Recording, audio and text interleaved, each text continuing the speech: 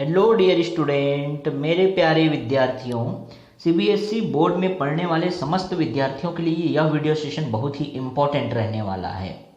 जिन्होंने 10वीं और 12वीं की परीक्षा दी थी वो सभी विद्यार्थी इस वीडियो को अंत तक जरूर देखें। इसके संबंध में बहुत ही इम्पोर्टेंट नोटिस जो है वो सीबीएसई द्वारा जारी किया गया है, जहां उन्होंने अपनी मूल्यांकन योजना को बताई है। किस तरह से मार्क्स मिलने वाले हैं सब्जेक्ट में, वो सब यहाँ डिस्कशन करेंगे।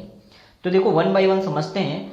सुप्रीम कोर्ट ने रद्द परीक्षा के मूल्यांकन की सीबीएसई की योजना को मंजूरी दी। जैसा पता है सभी लोगों की परीक्षा जो है रद्द हो चुकी है और सीबीएसई ने एक योजना जो है सुप्रीम कोर्ट में लगाई थी कि हम इस योजना के तहत मूल्यांकन करेंगे। तो उसकी मंजूरी दे दी गई है। किस तरह से मूल्यांकन योजना बनाया गया है सीबीएसई द्वारा, उसे हम वन बाय वन देखते हैं और आपके सभी प्रश्नों का जवाब यहाँ मिलने वाला है। ठीक है, कौन कौन से प्रश्न जैसे हो सकते हैं आपके कि जिन छात्रों की सभी विषयों की परीक्षा हो चुके हैं उनके रिजल्ट का क्या होगा, 3 से ज्यादा विषयों की परीक्षा दे चुके छात्रों के साथ क्या होगा, जिनकी परीक्षा सिर्फ 3 विषयों की हो पाई है उनका मूल्यांकन कैसे होगा, क्या कक्षा 12वीं के बचे हुए पेपर बाद में होंगे, क्या इम्प्रूवमेंट एग्जाम दिया जाएगा, रिजल्ट का डेट क्या रहेगा। इस सारे क्वेश्चन का आंसर आपको हमारी वीडियो में मिलने वाला है। ठीक है, तो अंत तक जरूर बने रहना। हम इस न्यूज़ को देख लेते हैं। ये इम्पोर्टेंट जो न्यूज़ है, ये आर्टिकल आपके फेमस न्यूज़पेपर में भी आया हुआ है।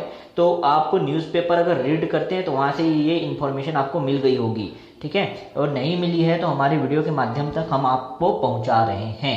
जिन्होंने अभी तक हमारे चैनल को सब्सक्राइब नहीं किया वो सब्सक्राइब जरूर कर लेना और इसी तरह के इम्पोर्टेंट नोटिस जो हैं और साथ ही साथ स्टडी रिलेटेड वीडियोस हम आपको प्रोवाइड कराते रहेंगे। ठीक है, चलो तो देखते हैं। केंद्रीय माध्यमिक शिक्षा बोर्ड सीबीएसई ने 10वीं और 12वीं क्लास के बचे हुए विषयों की परीक्षा रद्द करने के एक दिन बाद शुक्रवार को उनके मूल्यांकन की योजना को लेकर अधिसूचना जारी कर दी।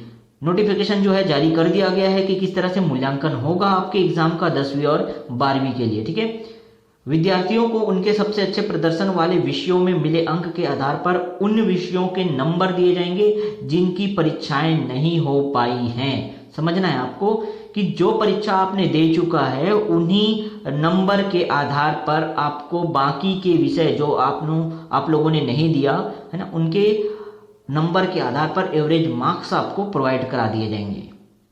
ठीक है, इससे पहले आपको पता है कि जो गुरुवार थर्सडे को सीबीएसई और केंद्र सरकार ने बताया था कि 10वीं और 12वीं के बचे विषयों की परीक्षाएं रद्द जो करने का फैसला लिया गया है उसके संबंध में नोटिस तो पहले जारी कर दी गई थी गुरुवार को, थर्सडे को। ठीक है, अब देखो इस न्यूज़ आर्टिकल में ये भी बताया गया है कि आपका जो रिजल्ट है 10वीं और 12वीं का जो रिजल्ट है वो 15 जुलाई तक घोषित किए जा सकते हैं। तो वन बाय वन देखते हैं कि जो स्टूडेंट हैं उनके मन में बहुत सारे क्वेरी भी हो रहेंगे। ये न्यूज़ क्या है, किस किस तरह से मूल्यांकन होगा, कैसे होंगे, कितने मार्क्स आ पाएंगे, रिजल्ट का डेट क्या रहेगा, हमको और इम्प्रूवमेंट का चांस मिलेगा नहीं मिलेगा, ये सारे जवाब आपको मिलने वाले हैं। ठीक है, तो सीबीएसई की मूल्यांकन योजना को डिस्कस करते हैं। सबसे पहले जो सवाल है सभी विद्यार्थियों के मन में आता है वो है कि जिन छात्रों की सभी विषयों की परीक्षाएं हो चुकी है उनके रिजल्ट का क्या होगा।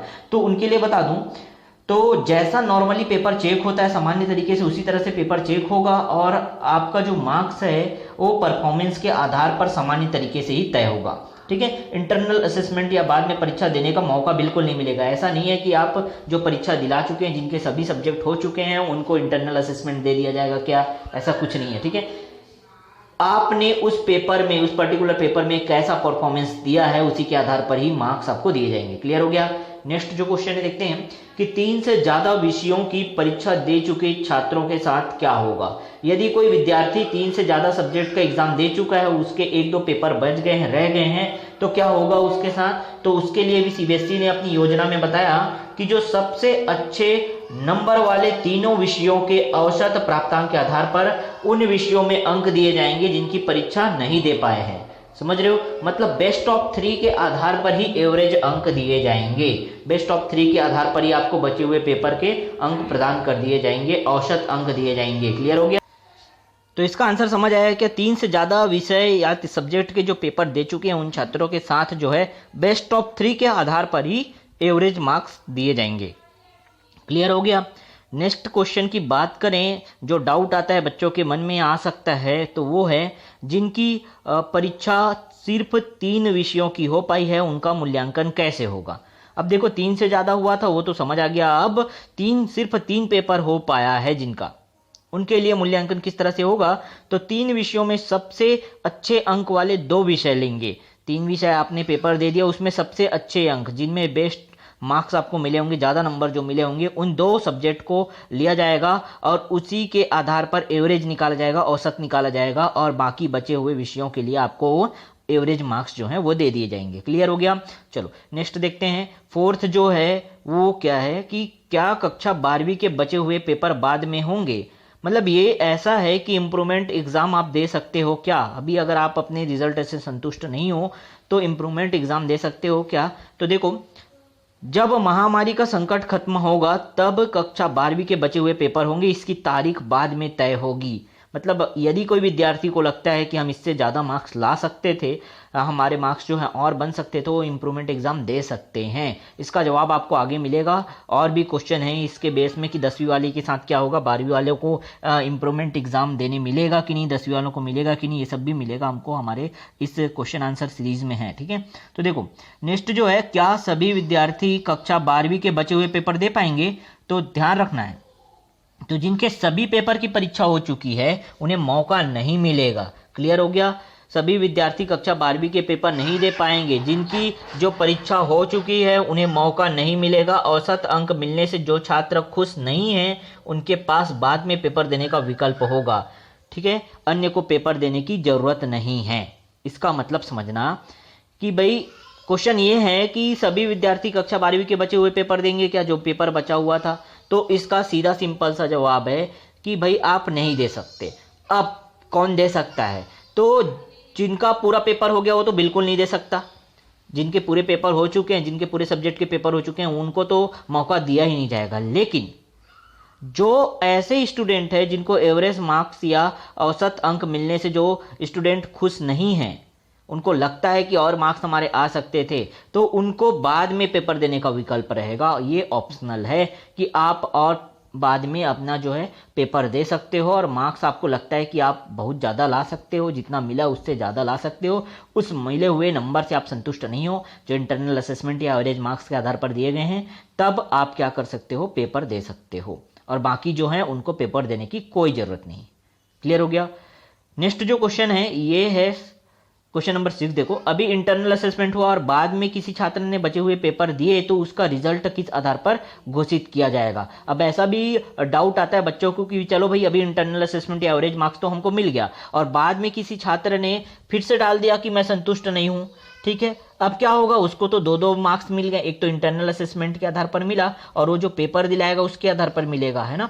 तो कौन सा जो है रिजल्ट वो मान्य होगा, कौन सा रिजल्ट जो है वो घोषित किया जाएगा। तो ध्यान रखना, ऐसे कंडीशन में जो छात्र ने अगर एग्ज़ाम दूंगा, अपना इम्प्रूवमेंट जो है वो करूंगा, ऐसा करके उसने ऑप्शन चुना है, तो उसी के आधार पर ही मार्क्स मिलेंगे। फिर एवरेज मार्क्स और इंटरनल असेसमेंट से जो नंबर मिले हैं उसको काउंट नहीं किया जाएगा, उसे खारिज कर दिया जाएगा। क्लियर हो गया। मतलब यदि इस कंडीशन में आप फिर से इंटरनल असेसमेंट में जो मार्क्स मिला है उसको आप चैलेंज कर रहे हो कि नहीं मुझे ज़्यादा चाहिए, ज़्यादा मिल सकता था, तो आप जो पेपर दोगे उसी के बेस पे ही आपको मार्क्स दिए जाएंगे। इंटरनल असेसमेंट फिर काउंट नहीं होगा वहाँ। ठीक है ना, आप पेपर दोगे, अब चाहे उसमें आपके जितने भी मार्क्स आए वही काउंट होगा। तो सोच समझ के आपको ये ऑप्शन जो है चूज करना होगा। क्लियर है।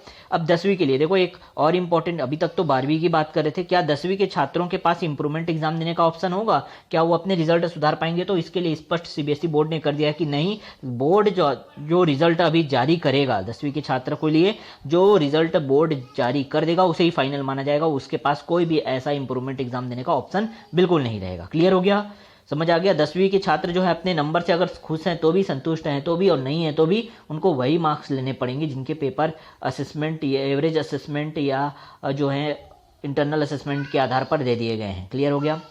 अब देखो नेक्स्ट जो है, इंटरनल असेसमेंट के आधार पर रिजल्ट कब जारी होगा। तो सीबीएसई ने सुप्रीम कोर्ट में बताया कि जो पेपर अभी नहीं हुए हैं उनके लिए इंटरनल असेसमेंट या एवरेज मार्क्स को बेस रख के नंबर दिया जाएगा। 10वीं और 12वीं के नतीजों को 15 जुलाई तक जारी किया जा सकता है। तो ये बातें पूरा क्लियर हो गया क्या 10वीं और 12वीं के बोर्ड जो सीबीएसई बोर्ड द्वारा जो आपके रिजल्ट जो जारी करने की तिथि है वो 15 जुलाई संभावित बताई गई है। तो ध्यान रखना है 15 जुलाई संभावित है ना, कंफर्म अभी भी कुछ नहीं किया गया है। 15 जुलाई तक वो जारी करने की कोशिश करेंगे। ठीक है, तो उम्मीद करता हूँ सभी लोगों को सारे क्वेश्चन के जवाब मिल गए होंगे। यदि फिर भी कोई डाउट होता है तो ज़रूर कमेंट करना, कमेंट बॉक्स में कमेंट करना, मैं वो आपकी क्वेरी जो है वो सोल्व करूंगा। क्लियर है, तो मिलते हैं नेक्स्ट वीडियो में। हमारे चैनल को सब्सक्राइब जरूर करना, सारे विद्यार्थियों को कह देता हूँ। और जो पेरेंट्स हमारे चैनल से जुड़े हुए हैं, जो ऐसे न्यूज़ चाहते हैं या अपने बच्चों के लिए ऐसे वीडियो लेक्चर जो हैं आप दिखाना चाहते हैं, वो भी अगर हमारे चैनल से जुड़ सकते हैं। ठीक है, चाहे तो सभी को कहूँगा कि हमारे चैनल को सब्सक्राइब जरूर करना, शेयर करना और वीडियो अच्छा लगे तो लाइक ज़रूर करना। क्लियर है, तो आपको हमारे चैनल में सीबीएसई बोर्ड, सीजी बोर्ड से रिलेटेड लेटेस्ट नोटिफिकेशन मिलते रहेगा। आप हमारे चैनल के साथ जुड़ जाइए। साथ ही साथ हम इंट्रेंस एग्ज़ाम और कंपटीशन एग्ज़ाम के भी वीडियो लेक्चर प्रोवाइड कराते हैं। चलो ठीक है, मिलते हैं नेक्स्ट वीडियो में।